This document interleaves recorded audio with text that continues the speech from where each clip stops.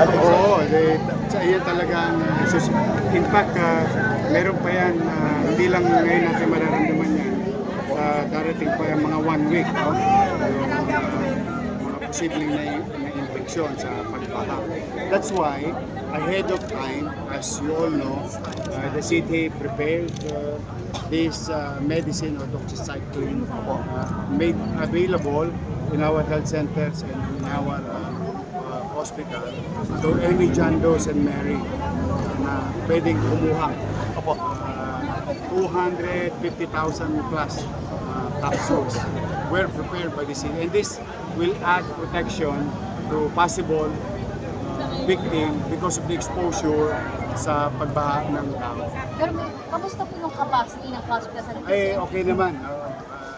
The good thing about Manila is that I think, as I have said a while ago, we are the largest healthcare provider in the entire country with regard to local government unit owned hospital.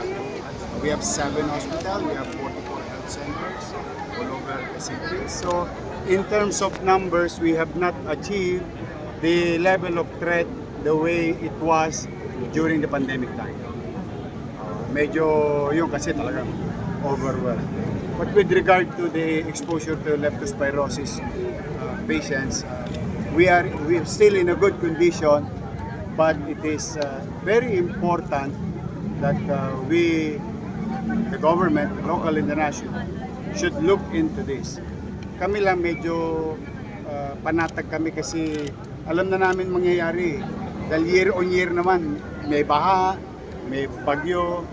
So, and based on our data that we have acquired and analyzed in the past years, we came prepared in our own little way as a city government na abatan itong posibleng pagdami ng infeksyon sa tao na leptospirosis. Dito naman tayo, dialysis naman tayo.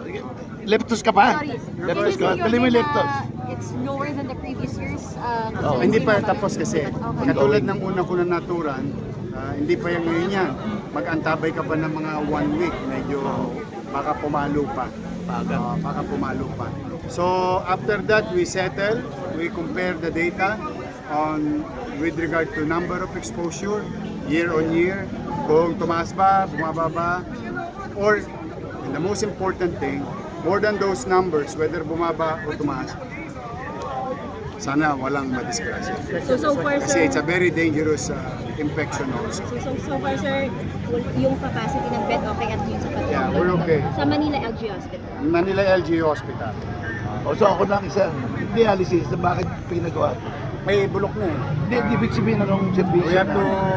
renovate the entire building. Opo. Para malaman lang ako. Make it more maliwalas. And with a new partner that guarantees the protection of the city government and the people of Manila's interest.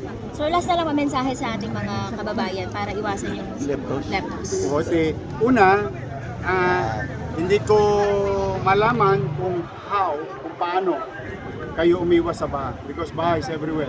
Not only in Manila, but the entire Metro Manila kapag may bagyo.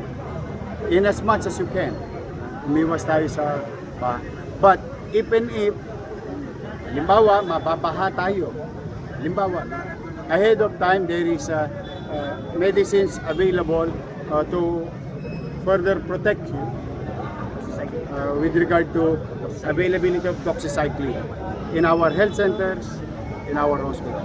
We still have about 200,000 more capsules. We did it already in the last rainy season, yung August, September last year, remember? So we did it again So today. available yun lahat health center at Available. hospital. At wag ko kayong mahihiya kung ito po yung pangkalahatan, ano? Kasi may mga inquiry sa Facebook ko. Pang mahirap lang ba yan? Hindi po. Pang tao. So tao. Ibig sabihin, mahirap, middle class, mayaman can avail of this. And even hindi po residente ng Manila. Kung kinakailangan maproteksyonan, because at the end of the day, sa amin din tatakbong ospital yan dahil dito rin sila nagkaroon ng infeksyon. So, it's gonna cost us more, spend more, instead of maproteksyonan namin mas maraming tao, mas maganda. The way it was in the pandemic, yan, nakita nyo naman. injection. Pinilit namin iyakapin na kaya namin iyakapin. Because yung kabutihan nila, habang sila tumutungo in and out of the city, kabutihan din ng mga taga-syudad ng Maynila. Lesser infection with regard to infectious disease is better for the people of Manila. And it is better for our medical facilities. Hindi kami macho-choke, mabubulo na. Libre. Wala naman tosca sa Maynila. Yun naman kailangan dito. Liway lagi.